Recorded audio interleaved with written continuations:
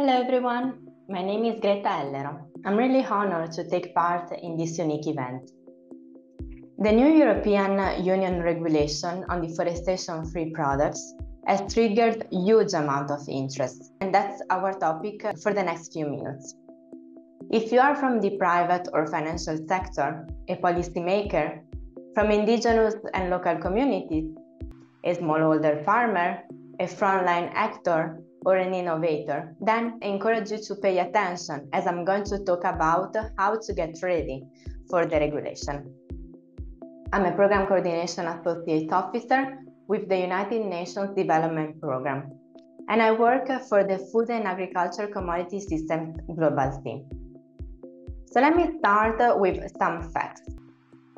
In June, the European Union adopted a new deforestation regulation to ensure that it does no longer import commodities directly linked to deforestation. In a nutshell, from 2025, the regulation requires companies importing to the EU to produce a due diligence statement showing when and where these products were produced. They must provide verifiable information that they were not grown on land deforested after 2020, or risk ANSI fines. 7 are the commodities covered by the regulation: cattle, cocoa, coffee, palm oil, soy, rubber, and wood, as well as some selected derivative products such as leather and chocolate.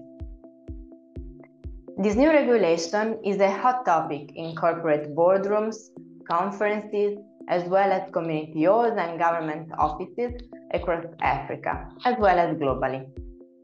Not to mention the effect on smallholder farmers and producers.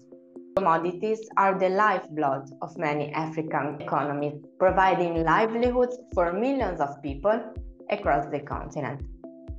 Regulations that risk excluding these people risk causing widespread damage to communities and economies. So what to do? How does this matter to you? There are 2 main ways that UNDP can support you.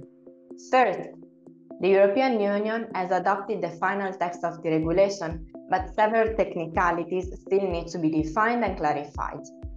The bad news is that we only have few months to get ready.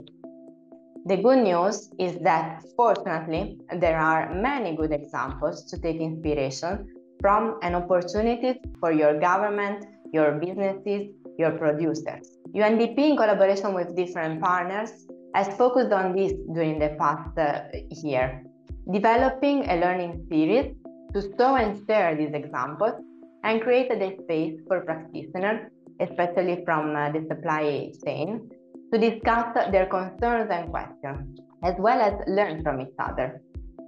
In each session, we provide an overview of the regulation, and then we describe different interesting case studies on how to comply with the regulation for specific commodities. We are planning for future sessions, and I would like to invite you to get in touch with me if you would like to see the recordings of previous sessions or help us shape future sessions. And also be part of our community of practice, which has a dedicated space for discussing the regulation.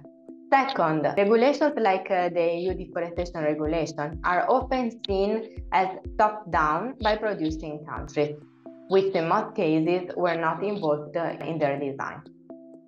So there is a need to establish strong dialogue between the EU and producing countries, as well as in-country dialogue through multi-stakeholder collaboration mechanisms. This is to better understand the obstacles countries may face in complying with the regulation, as well as assist with coordinated action to address these obstacles and understand also the impact, as well as promote actions to improve the enabling environment for sustainable supply chains through policy reforms, producer support systems, economic and financial incentives, and so on. UNDP has a long history of doing that, including in Côte d'Ivoire, Liberia, we hope in future, especially through the food and land use restoration impact program, FOLUR, that will be discussed in the next phase. These mechanisms can operate at national and or subnational level, and we ensure that the different geographic scales speak to each other and are connected.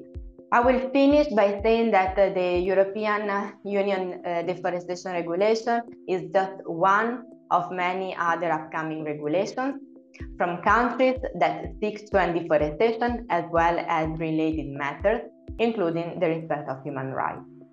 So it is fundamental that we work on this together and we improve our supply chains so that they are resilient, sustainable, and equitable. Thank you for your attention. If you haven't done so already, take note of my contact details and feel free to reach out for further questions and collaboration opportunities. Thank you.